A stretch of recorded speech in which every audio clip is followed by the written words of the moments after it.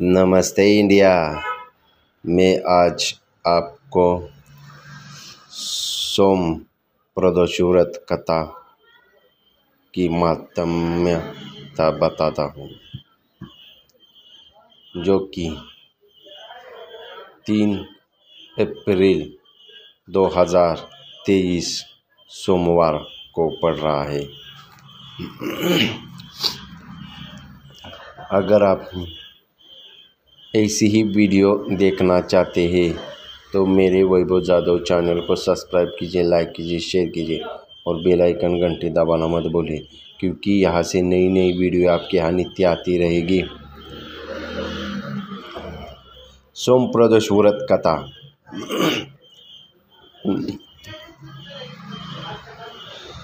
सोम प्रदोष व्रत का सभी प्रदोष व्रत के अधिक महत्म्य बताया जाता है। सावन में जब सोम प्रदोष व्रत लगता है तो इनका माहात्म्य है और महत्व और बढ़ जाता है। जैसे कि इस बार हुआ है, धर्म मान्यता अनुसार त्रयोदशी व्रत प्रत्येक माह के त्रयोदशी तिथि में सायंकाल को प्रदोष काल कहा जाता है। मान्यता है कि प्रदोष के समय महादेव कैलाश पर्वत के भवन रजत भवन में तथा इसी समय नृत्य करते हैं और देवता उसके गुण का श्रवण करते हैं। ऐसे में जो भी जातक यह व्रत रखता है तो भोलेनाथ की कृपा से उसके सभी मनोकामनाएं पूर्ति होती है। मान्यता है कि प्रदोष काल के समय भगवान शिव की पूजा करते हैं, उसके सभी शिव जी पाप नष्ट कर देते हैं। शिव भक्तों की प्राप्ति, भक्त उत्तम स्थान और सुख प्राप्त पाता है, जैसे कि सोम प्रदोष व्रत की कथा में बताया गया है।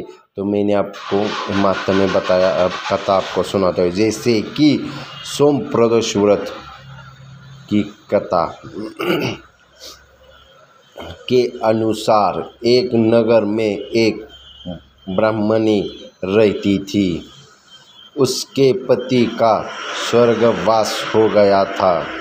उसका जब कोई आश्रयदाता नहीं था, इसलिए प्रातः होते ही वह अपने पुत्र के साथ भीख मांगने निकल पड़ती थी। भिक्षाटन से ही वह स्वयं व पुत्र का पेट भरती थी। एक ब्राह्मणी घर लौट रही थी तो उस एक लड़का उसका अवस्था में रखता हुआ मिला। ब्राह्मणी दयावान उसे अपने घर में ले आई।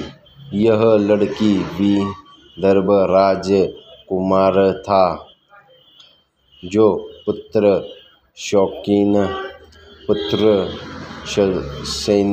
शत्रु सैनिक ने उसको राज्य पर आक्रमण कर उसके पिता के बंधन बना दिया था और राज्य पर नियंत्रण कर लिया था। इसलिए इधर उधर भटक रहा था। राजकुमार ब्राह्मण पुत्र के साथ ब्राह्मणी के घर रहने लगा। ब्राह्मण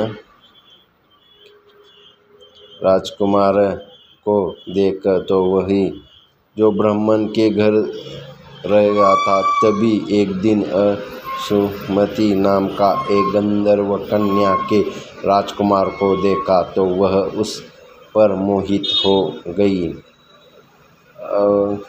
अगले दिन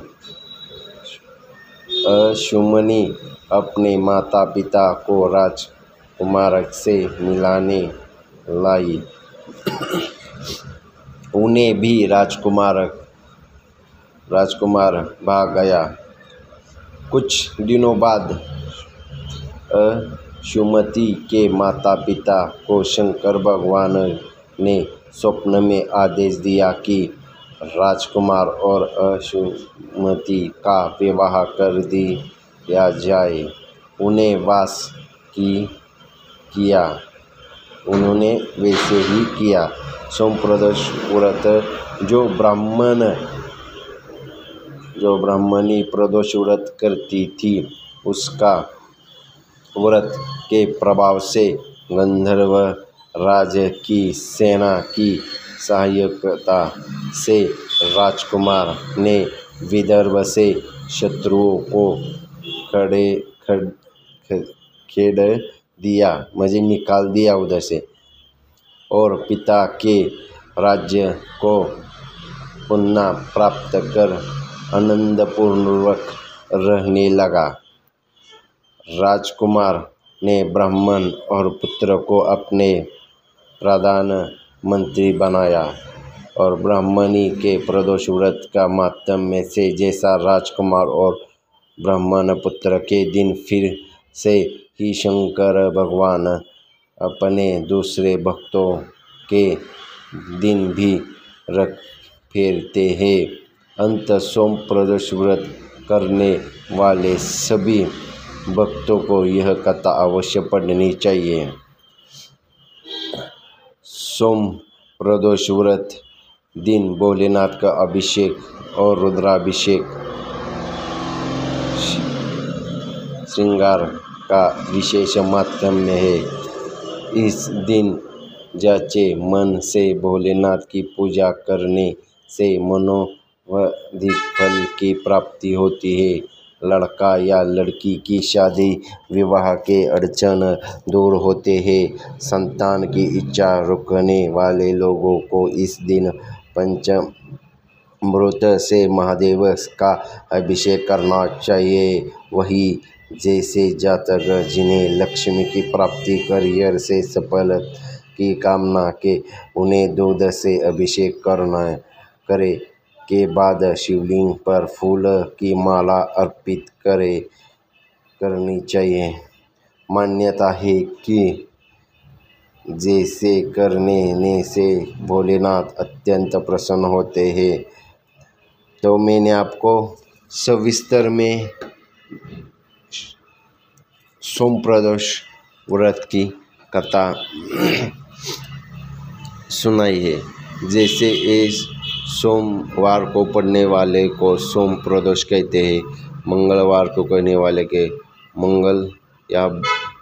मंगल प्रदोष कहते हैं, जो बुधवार को पढ़ने वाले को बुध प्रदोष करते हैं, ब्रह्म प्रदोष कहते हैं, और जो गुरुवार को पढ़ने वाले प्रदोष को गुरु प्रदोष कहते हैं, और शुक्रवार को पढ़ने वाले प्रदोष को शुक्र प्रदोष कहते हैं, और शनिवार को पढ़ने वाले